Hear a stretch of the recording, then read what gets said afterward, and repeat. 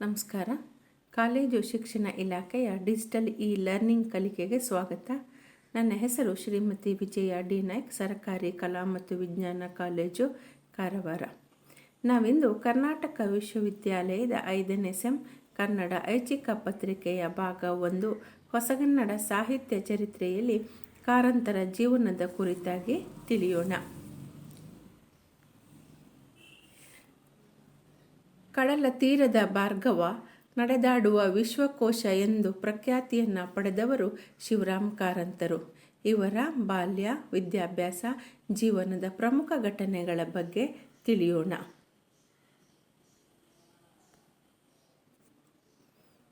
ಕಾರಂತರ ಬಾಲ್ಯ ಜೀವನ.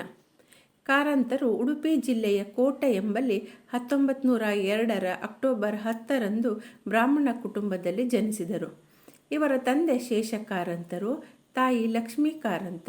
9 ಮಕ್ಕಳ ಕುಟುಂಬದಲ್ಲಿ ಶಿವರಾಮ್ ಕಾರಂತರು 4ನೇ ಮಗ. ಬಾಲ್ಯದಲ್ಲಿ ಸಮುದ್ರ, ಗುಡ್ಡ, ಬೆಟ್ಟಗಳು, ಪ್ರಕೃತಿ ಅವರ ಪ್ರೀತಿಯ ತಾಣವಾಗಿತ್ತು. ಶೇಷ ಕಾರಂತರು ಶಾಲಾ ಶಿಕ್ಷಕರಾಗಿದ್ದು, ದೊಡ್ಡ ಕುಟುಂಬವನ್ನು ಸಾಕಲು ಅಸಾಧ್ಯವಾದಾಗ ಕೆಲಸ ಬಿಟ್ಟು ಜವಳಿ ಅಂಗಡಿ ಆರಂಭಿಸಿದರು. ಶಿವರಾಮ್ ಕಾರಂತರ ಅಣ್ಣ ಮದ್ರಾಸ್ ಸರ್ಕಾರದಲ್ಲಿ ಸಚಿವರಾಗಿದ್ದರು. ಇನ್ನೊಬ್ಬ ಅಣ್ಣ ವಾಸುದೇವ ಕಾರಂತರು ಲೇಖಕರು, ಆಧ್ಯಾತ್ಮ ವಿಷಯಗಳಲ್ಲಿ ಪ್ರಸಿದ್ಧಿಯನ್ನು ಪಡೆದಿದ್ದಾರೆ. ವಿದ್ಯಾಭ್ಯಾಸ. ಇಂಗ್ಲಿಷರನ್ನು ಕಂಡರೆ ಅಸಹ್ಯ ಪಡುತ್ತಿದ್ದ ಕಾಲದಲ್ಲಿ ಶೇಷ ಕಾರಂತರು ತಮ್ಮ ಮಕ್ಕಳನ್ನು ಇಂಗ್ಲಿಷ್ ಶಾಲೆಗೆ ಸೇರಿಸಿದರು. ಕುಂದಾಪುರದ ಶಾಲೆಯಲ್ಲಿ 1920ರಲ್ಲಿ ಶಿವರಾಮ್ ಕಾರಂತರು ತಮ್ಮ SSLC ಪರೀಕ್ಷೆಯನ್ನು ಬರೆದು ಮುಗಿಸಿದರು. ತಮ್ಮ ಶಾಲೆಯಲ್ಲಿ ರಂಗರಾಯರು ಕಾರಂತರ ಮೊದಲ ಗುರುಗಳಾಗಿ ಕಾರಂತರಿಗೆ ಬೆಂಬಲ ನೀಡಿದರು. ಮುದ್ದಣ್ಣ ಕವಿಯ ಗುರುವಾಗಿದ್ದ ಮಳಲಿ ಸುಬ್ಬರಾಯರು ಸಹ ಶಿವರಾಮ್ ಕಾರಂತರಿಗೆ ಗುರುವಾಗಿದ್ದರು. ಮಳಲಿ ಸುಬ್ಬರಾಯರು ಮೂಲತಃ ಯಕ್ಷಗಾನ ರಚನೆ ಮಾಡಬಲ್ಲವರಾಗಿದ್ದು, ಯಕ್ಷಗಾನದ ಬಗ್ಗೆ ಶಿವರಾಮರಿಗೆ ಆಸಕ್ತಿ ಮೂಡಲು ಮುಖ್ಯ ಕಾರಣರಾದರು. 1920ರಲ್ಲಿ ಗಾಂಧೀಜಿಯವರು ಸ್ವಾತಂತ್ರ್ಯ ಹೋರಾಟದಲ್ಲಿ ಶಾಲಾ ಮಕ್ಕಳು ಭಾಗವಹಿಸಬೇಕೆಂದು ಕರೆ ಕೊಟ್ಟಾಗ ಕಾರಂತರು ಚಳವಳಿಯಲ್ಲಿ ಭಾಗವಹಿಸಿದರು. ಶಿವರಾಮ್ ಕಾರಂತರಿಗೆ ಪರಿಸರವೆಂದರೆ ಬಹಳ ಪ್ರೀತಿ. ಅವರು ಬಾಲ್ಯದಲ್ಲಿ ಕೆರೆಗಳನ್ನು ಏರಿ ಸಮುದ್ರ ತೀರ, ಮರದ ನೆರಳಿನ ಪ್ರದೇಶಗಳಲ್ಲಿ ಸಮಯವನ್ನು ಕಳೆಯುತ್ತಿದ್ದರು. ಆಧುನಿಕ ವಿದ್ಯಾಭ್ಯಾಸ ಕೇವಲ ಹೊಟ್ಟೆಪಾಡಿಗಾಗಿ ಎನ್ನುವುದು ಅವರ ಅಭಿಪ್ರಾಯ. ನಿಜವಾದ ವ್ಯಕ್ತಿತ್ವದ ವಿಕಸನವಾದರೆ ಅದೇ ನಿಜವಾದ ಶಿಕ್ಷಣವೆನ್ನುವುದು ಅವರ ಅಭಿಪ್ರಾಯವಾಗಿತ್ತು. ಸದಾ ಅಧ್ಯಯನಶೀಲರಾಗಿದ್ದ ಕಾರಂತರು ಶಿಕ್ಷಣ ಮೊಟಕುಗೊಳಿಸಿ ಸ್ವತಃ ಕಲಿತದ್ದೇ ಹೆಚ್ಚು. ಕಾರಂತರ ಜೀವನದ ಕೆಲವು ಪ್ರಮುಖ ವಿಚಾರಗಳನ್ನು ನೋಡೋಣ. ಕಾರಂತರು ಅಪ್ಪ ಹಾಕಿದ ಆಲದ ಮರಕ್ಕೆ ಎಂದೂ ಜೋತು ಬಿದ್ದವರಲ್ಲ. ಅವರ ಇಡೀ ಬದುಕು ಹಲವಾರು ಪ್ರಯೋಗಗಳಿಂದ ಕೂಡಿದೆ. ಅನುಭವ ಬೆಳೆದಂತೆಲ್ಲ ಅವರು ಹಲವಾರು ಬಾರಿ ತಮ್ಮ ಹಿಂದಿನ ನಿಲುವುಗಳನ್ನು ಬದಲಾಯಿಸಿಕೊಂಡಿದ್ದಾರೆ. ಮನುಷ್ಯ ಎಷ್ಟೇ ಕಲಿತರೂ ಕಲಿಯಬೇಕಾದದ್ದು ಬಹಳ ಎಂದು ನಂಬಿರುವ ಕಾರಂತರಿಗೆ ಈ ಬದುಕೆ ಒಂದು ಪಾಠಶಾಲೆಯಾಗಿದೆ. ಚಿಕ್ಕಂದಿನಲ್ಲಿಯೇ ಶಾಲೆ ಬಿಟ್ಟು ಸ್ವಾತಂತ್ರ್ಯ ಸಂಗ್ರಾಮದಲ್ಲಿ ಪಾಲ್ಗೊಂಡಿದ್ದ ಅವರು ಮುಂದೆ ಎಲ್ಲ ಜ್ಞಾನ ಶಾಖೆಗಳಲ್ಲೂ ಆಸಕ್ತಿ ಬೆಳೆಸಿಕೊಂಡದ್ದು, ಸ್ವಂತವಾಗಿ ಕಲಿತದ್ದನ್ನು ಸರಳವಾದ ಕನ್ನಡದಲ್ಲಿ ಮಾತನಾಡಿದ್ದು, ಬರೆದದ್ದು ಈಗ ದಾಖಲೆಯಾಗಿದೆ. ಸಹಜವಾಗಿಯೇ ಅವರಿಗೆ ಹಲವಾರು ವಿಶ್ವವಿದ್ಯಾಲಯಗಳ ಗೌರವ ಡಾಕ್ಟರೇಟುಗಳು, ಜ್ಞಾನಪೀಠ ಪ್ರಶಸ್ತಿಯೂ ಸೇರಿದಂತೆ ಹಲವು 10 ಪ್ರಶಸ್ತಿಗಳು ಲಭ್ಯವಾಗಿವೆ. ಅಸಂಖ್ಯ ಗೋಷ್ಠಿಗಳ, ಸಮ್ಮೇಳನಗಳ ಅಧ್ಯಕ್ಷ ಪಟ್ಟಗಳು, ಸನ್ಮಾನಗಳು ಕಾರಂತರನ್ನು ಹುಡುಕಿಕೊಂಡು ಬಂದಿವೆ. ತುರ್ತು ಪರಿಸ್ಥಿತಿಯಲ್ಲಿ ಇಂದಿರಾ ಸರ್ವಾಧಿಕಾರವನ್ನು ಧಿಕ್ಕರಿಸಿ ಕಾರಂತರು ಪದ್ಮಭೂಷಣ ಪ್ರಶಸ್ತಿಯನ್ನು ಕೇಂದ್ರ ಸರ್ಕಾರಕ್ಕೆ ವಾಪಸು ಮಾಡಿದ್ದು ಕೂಡ ಇತಿಹಾಸದಲ್ಲಿ ಸೇರಿ ಹೋಗಿದೆ.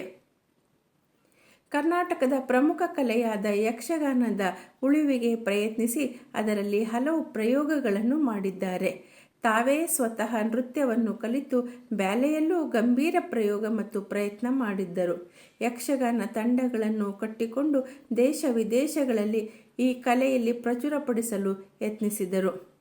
ನಿರಂತರ ಪ್ರಯೋಗಶೀಲರಾಗಿದ್ದ ಕೋಟ ಶಿವರಾಮ್ ಕಾರಂತ ಅವರು ಕನ್ನಡ ಚಿತ್ರರಂಗದಲ್ಲಿ ಕೂಡ ತಮ್ಮ ಪ್ರಯೋಗವನ್ನು ಆರಂಭ ಮಾಡಿದ್ದು, ಮೂಕಿ ಚಿತ್ರ ನಿರ್ಮಾಣಕ್ಕೆ ಕೈ ಹಾಕುವ ಮೂಲಕ ಹರಿಜನರ ಬದುಕನ್ನು ಆಧರಿಸಿದ ಡೊಮಿಂಗೋ 1930 ಚಿತ್ರವನ್ನು ತಾವೇ ಚಿತ್ರೀಕರಿಸಿ ಅಭಿನಯಿಸಿ ನಿರ್ದೇಶಿಸಿದ್ದರು. ಅನಂತರ ಭೂತರಾಜ್ಯ ಎಂಬ ಮೂಕಿ ಚಿತ್ರವನ್ನು ಸಹ ನಿರ್ಮಿಸಿರುವರು. ಮಕ್ಕಳಲ್ಲಿದ್ದ ಪ್ರತಿಭೆ ಅರಳಿಸಲು ಪುತ್ತೂರಿನಲ್ಲಿ ಬಾಲವನ ಎಂಬ ಅಸಾಂಪ್ರದಾಯಿಕ ಶೈಕ್ಷಣಿಕ ಕೇಂದ್ರವನ್ನು ತೆರೆದಿದ್ದರು. ಕಾರಂತರ ಕಾದಂಬರಿಗಳುದ್ದಕ್ಕೂ ಪರಿಸರದ ಚಿತ್ರಣ ಗಾಢವಾಗಿದೆ. ನಿಜ ಜೀವನದಲ್ಲೂ ಪರಿಸರದ ಉಳಿವಿಗೆ ಹೋರಾಡಿದ ಕಾರಂತರು ಕೈಗಾ ಅಣು ವಿದ್ಯುತ್ ಸ್ಥಾವರದ ವಿರುದ್ಧ ಹೋರಾಟಕ್ಕೆ ನಾಯಕತ್ವ ವಹಿಸಿದ್ದು ಪ್ರಖ್ಯಾತವಾಗಿದೆ. ಮಕ್ಕಳಿಂದ ವಯೋವೃದ್ಧರವರೆಗೆ ಸಾಹಿತ್ಯ ಕೃಷಿ ಮಾಡಿದ ಚಿಂತಿಸಿದ ಕಾರಂತರು ಇಡೀ ದೇಶದ ದೊಡ್ಡ ನಿಧಿಯಾಗಿದ್ದರು. ಕರ್ನಾಟಕದ ಮೂಲೆ ಮೂಲೆ, ಭಾರತದ ಬಹುತೇಕ ಸ್ಥಳಗಳು, ವಿದೇಶಗಳ ಸಾಂಸ್ಕೃತಿಕ ಕೇಂದ್ರಗಳಿಗೆ ಸುತ್ತುತ್ತಾ ತಮ್ಮ ಕೊನೆಗಾಲದವರೆಗೂ ಪ್ರವಾಸ ಮಾಡಿದ್ದರು. ಪುತ್ತೂರಿನಲ್ಲಿ ಒಂದು ಮುದ್ರಣಾಲಯ ತೆರೆದು ತಮ್ಮ ಪುಸ್ತಕಗಳನ್ನು ಮುದ್ರಿಸುವುದರಲ್ಲದೆ ತಮ್ಮ ಹಲವು ಕಾದಂಬರಿಗಳಿಗೆ ತಾವೇ ಮುಖಪುಟದ ಚಿತ್ರಗಳನ್ನು ಬರೆದು ಮುದ್ರಿಸಿದ ಬಹುಮುಖ ಪ್ರತಿಭೆ ಇವರದ್ದು. ಬಹುಶಃ ಮುಖಪುಟ ಚಿತ್ರ ಬರೆದು ಪ್ರಕಟಿಸಿದ ಕನ್ನಡದ ಪ್ರಥಮ ಪ್ರಮುಖ ಸಾಹಿತಿ ಇವರೊಬ್ಬರೇ.